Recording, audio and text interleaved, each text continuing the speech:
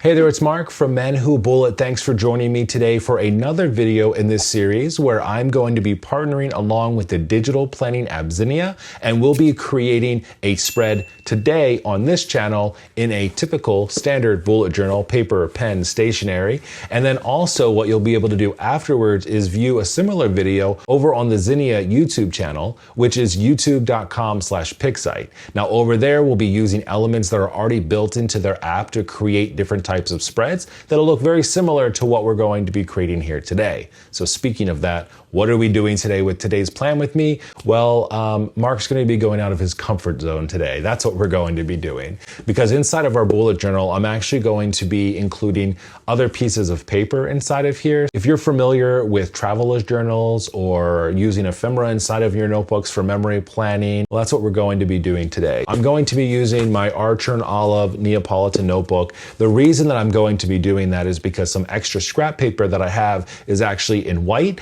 and the Neapolitan notebook actually has both black Kraft paper and white paper inside of here. So I'll probably be using the Kraft paper today, and then we'll include some white scraps of paper to create our columns and other elements on the page. So without further ado, let's get out our notebook, let's find some paper and some glue, and let's make a really cool, interesting looking weekly spread.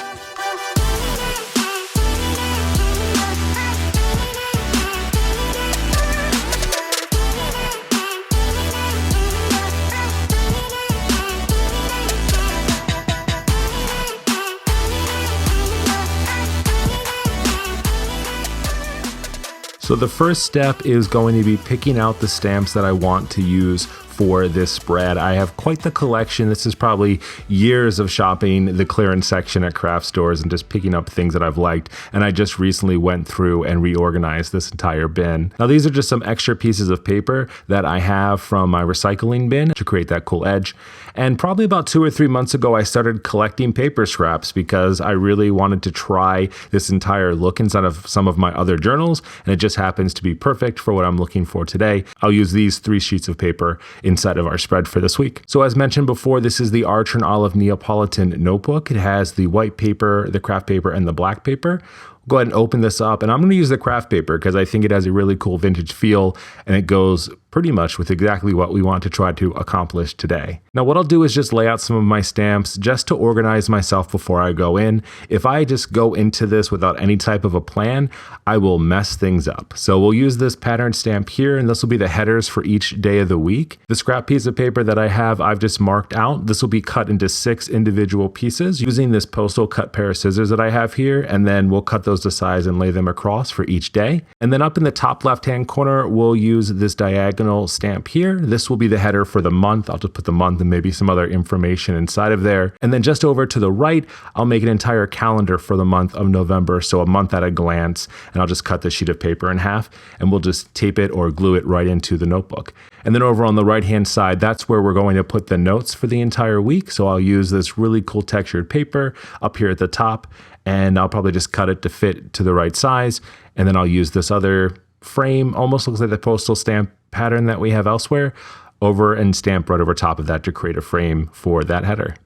I also have these really cool gear stamps that I got not long ago, and I'm just going to add them throughout the page just for another cool visual element. So to get started, I've already marked out all of my spaces in pencil for this. So they're about 8 squares apart, and I've broken the page up into about 1/3 at the top and then 2/3 at the bottom for these spaces.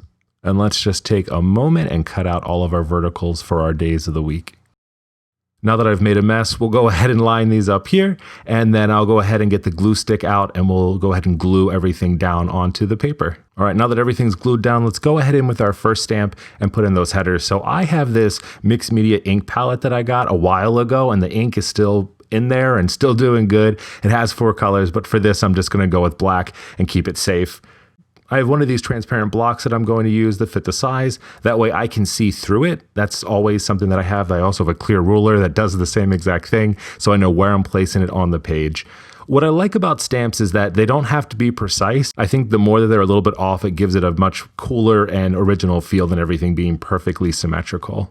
Now I have another bigger block that has a grid on it. We're going to use this for the top sections so that I can make sure that 1, it fits onto the entire stamp pad, and then 2, again, so I can make sure I'm placing it in the right spot. It's so important to make sure that things are going to fit before you go into it, or else you're just going to make yourself really mad if things don't work out. Now that we have the entire base, let's go ahead and put in the monthly calendar here that we talked about. I actually didn't know that this paper had a pattern on the other side, but we're just going to fold it in half and just cut it. That'll give us the right amount of space that we need to put all of the weeks and the dates of the week. Now, I was thinking about maybe using this here as the background and then using the other side here, but I don't know that I'm totally feeling the way that that looks. So, you know what I might try to do actually? I don't know. Should I work it? I don't think it's going to work out for me. You know what? I think I'm going to go ahead and just put a different pattern behind it. Nothing else on the page has that floral viney look to it. Everything is lines and dashes. So let's go ahead and just use a black marker here, and we'll just make our own diagonal pattern and use that as a background instead. And then, yep. I like the way this looks a lot better. So we'll go ahead and use this. We'll go ahead and stick it all down with a glue stick and then see how it all works out. All right, I like the way this one looks a lot better. So we'll go ahead and use this for the background. I think it fits with everything else that we have on the page here. So before we go ahead and stick this down, I'm just going to quickly put out each of the days of the week and the entire month calendar here. And then we'll go ahead and glue these down on top of each other. The next thing we'll do is create the space over here for the notes. And what I'm going to do is just overlap the stamp on top of this paper. But before I do that, I want to tear off these edges here so it gives it another really cool vintage type feel to it. And then I'll just position everything here, glue it down, and then stamp over top of it to create some layering. All right, so we have everything down here. Everything's glued down, looking good. We've got all of the calendars and everything stamped and taped. So the next thing that I'm going to do is just go in and start putting in some of the headers. So we'll go ahead at the top and just put in the November header here. We'll draw some horizontal lines, put in the year, put in the date of this week. Go ahead and title each one of the days of the week, Monday through Friday and the weekend, and then go ahead and make a title here at the top for the notes.